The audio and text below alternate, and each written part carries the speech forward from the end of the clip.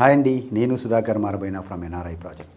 ప్రస్తుతం హైదరాబాద్ అంతా కూడా వెరీ గ్రోత్ కారిడార్లో ఉన్నప్పటికీ రాబోయే రోజుల్లో కమర్షియల్ గ్రోత్ కారిడార్గా ఏర్పడబోతున్న ప్రాంతం హైదరాబాద్లో సౌత్ జోన్, అదే భారత ఫ్యూచర్ సిటీ. మరి ఆ భారత ఫ్యూచర్ సిటీ ఎందుకు కమర్షియల్ జోన్గా మారబోతుంది, కమర్షియల్ గ్రోత్ కారిడార్గా మారబోతుంది, అక్కడ ఏమొస్తున్నాయి, ఆ లొకేషన్లో ఉన్నటువంటి స్పెషలైజేషన్స్ ఏంటివి, ప్రస్తుతం భారత ప్రభుత్వం చేపట్టినటువంటి హై స్పీడ్ రైడ్స్ అనుకోండి, బుల్లెట్ ట్రైన్స్ మొత్తం కూడా భారత ఫ్యూచర్ సిటీని బేస్ చేసుకొని అటు అమరావతి వరకు, ఇటు బెంగళూరు వరకు, ఇటు చెన్నై వరకు కంప్లీట్గా భారత ఫ్యూచర్ సిటీ మీద బేస్ అయ్యి ఎందుకు తీసుకొచ్చారు, అక్కడ వస్తున్నటువంటి కొత్త నగరం ఏంటిది, భారత ఫ్యూచర్ సిటీ, అందులో ఏం రాబోతున్నాయి, మరి హైదరాబాద్ను తలదన్నేలా వస్తున్నటువంటి భారత ఫ్యూచర్ సిటీలో ఇన్వెస్ట్మెంట్ కోసం ప్రపంచ ప్రఖ్యాతిగాంచిన 500 ఫార్చ్యూన్స్ కంపెనీలు అందులో ఇన్వెస్ట్మెంట్ చేస్తున్నాయి.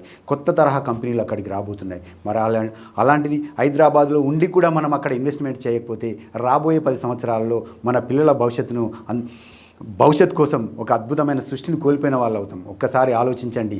హైదరాబాద్ను తలదన్నేలా వస్తున్న భారత ఫ్యూచర్ సిటీలో మీ పిల్లల కోసం ఒక ప్రత్యేకమైన ఇన్వెస్ట్మెంట్ చేయండి. దానికోసం భారత ఫ్యూచర్ సిటీ చుట్టూ మా ఎన్ఆర్ఐ ప్రాజెక్ట్ అద్భుతమైన వెంచర్లను తీసుకొచ్చింది. ఒక్కసారి మా వెంచర్లను సందర్శించండి.